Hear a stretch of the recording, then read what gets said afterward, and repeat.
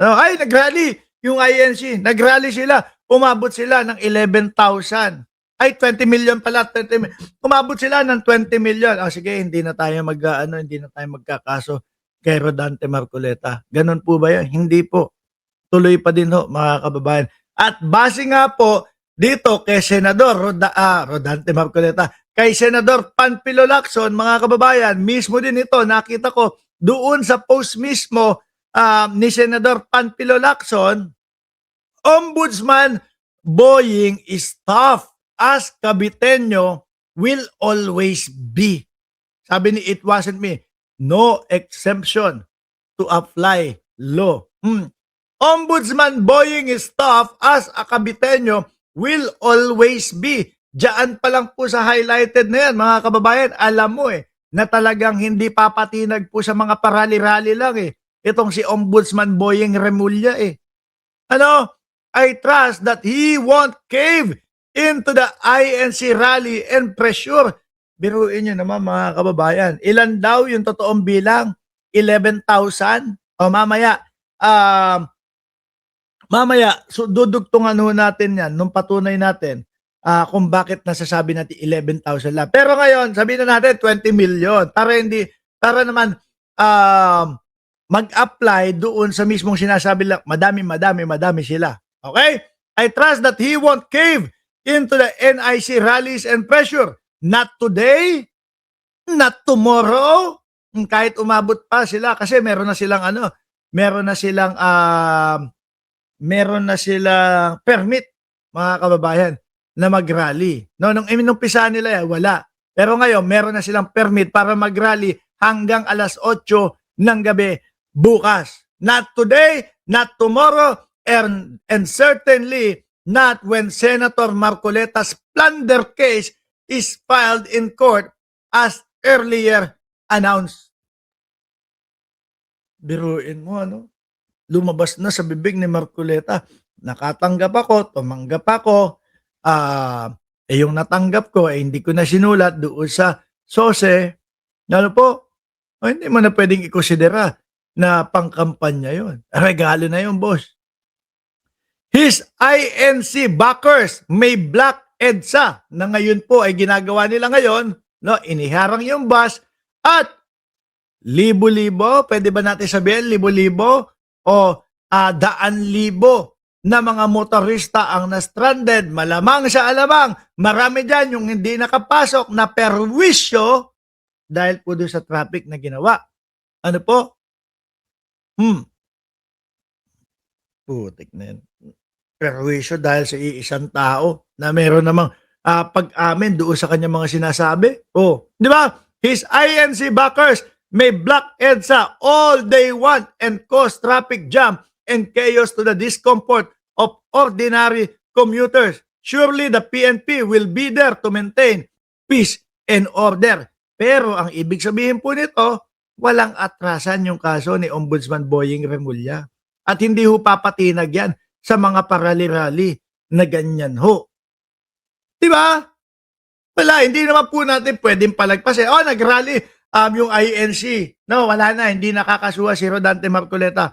Meron po kasing may ebidensya po, mga kababayan At mismo yung ebidensya na yon ay galing sa bibig ni Rodante Marcoleta. Paano yun? Di po ba? Paano yun? Isa lang, aaminin niya, sir, na fake ang buhok niya. Hindi, ang tingin ko, baka sabihin na naman ito, in-splice po. In-splice po yung video ko. Mahilig sila sa ganyan. In-splice po yung video ko. Nandyan din si Commander Churba. Magandang gabi daw sa inyong lahat. Pakisuportahan ang channel. Sabihin na naman ni Rodante, in-splice po yung video ko. Di ba, mga kababayan? Ngayon, nasaan na ba tayo? Pumunta na tayo doon sa mga nangyayari sa EDSA po, mga bossing.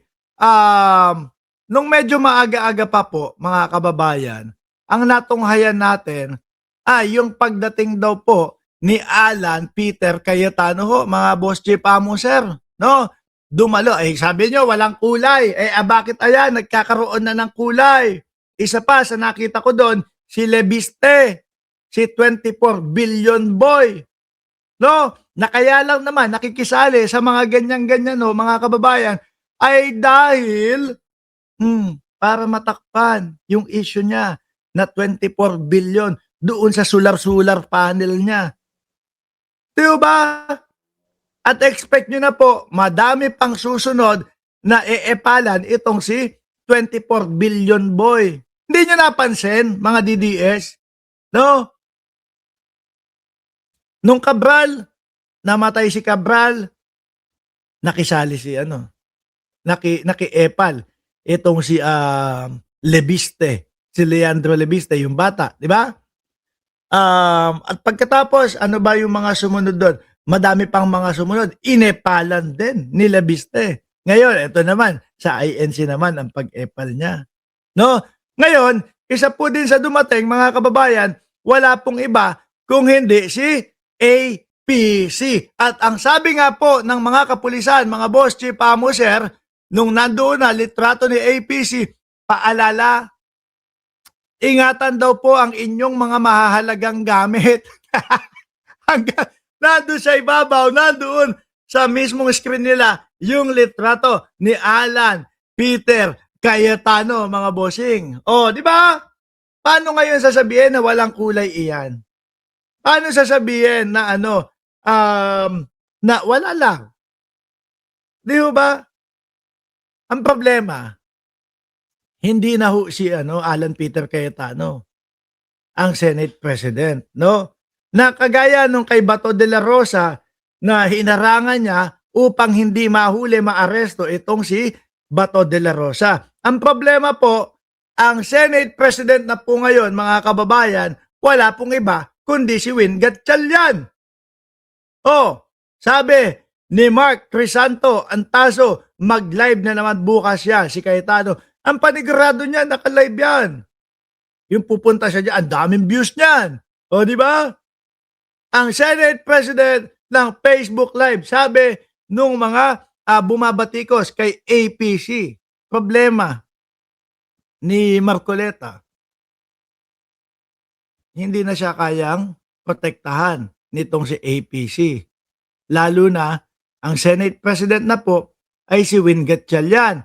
At ano po ba ang makukuha ang proteksyon ni Rodante Marcoleta dito po kay Win Gatchalian? Eh mukhang wala po, mga kababayan. Pakinggan nyo ito.